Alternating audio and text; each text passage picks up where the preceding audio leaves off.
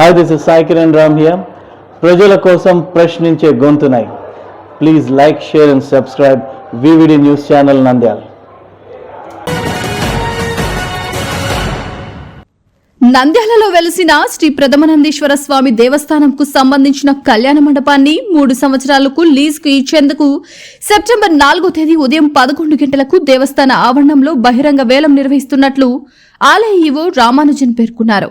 శుక్రవారం స్థానిక ప్రధాన ఈశ్వర స్వామి దేవస్థానం ఆవరణంలో విలేకరుల సమావేశంలో ఈవో వివరాలు వెల్లడించారు. వేలంపాట కరపత్రాలను ఆవిష్కరించారు. ఈ సందర్భంగా ఆయన మాట్లాడుతూ కళ్యాణ మండపానికి ₹1,00,000 డిపాజిట్ చెల్లించి పాటలో పాల్గొనవచ్చున్నారు.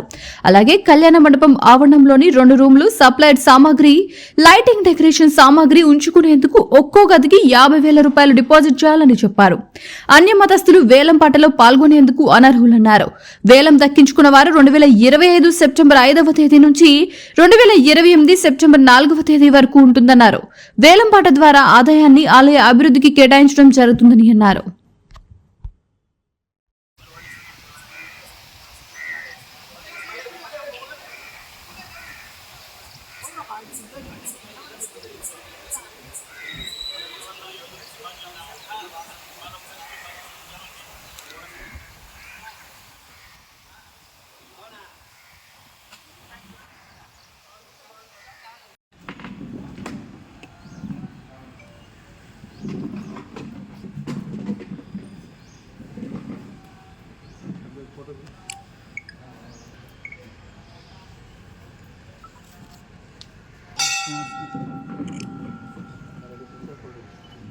నమస్కారం.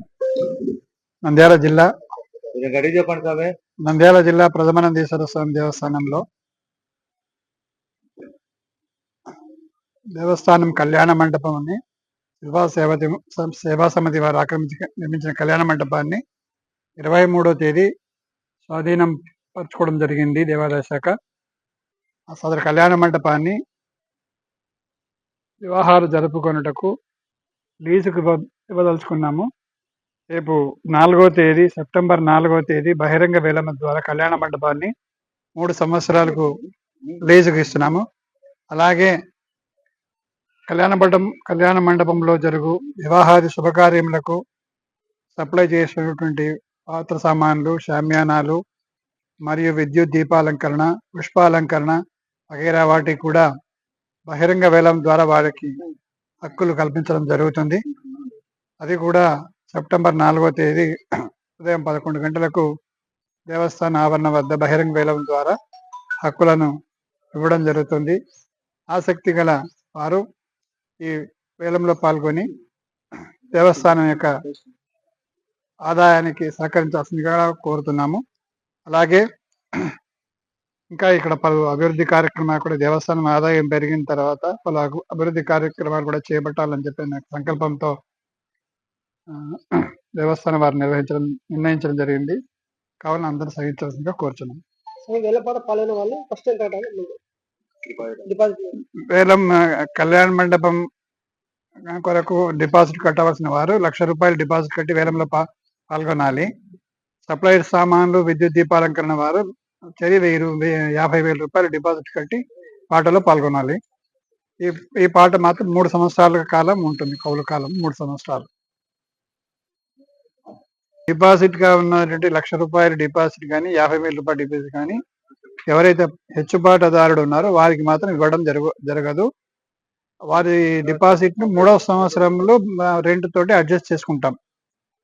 అంటే ఫస్ట్ సంవత్సరము ₹1,00,000 డిపాజిట్ కట్టాలి. పూర్తి మొత్తం పాట పాడుకున్న మొత్తము కట్టాల్సి ఉంటుంది.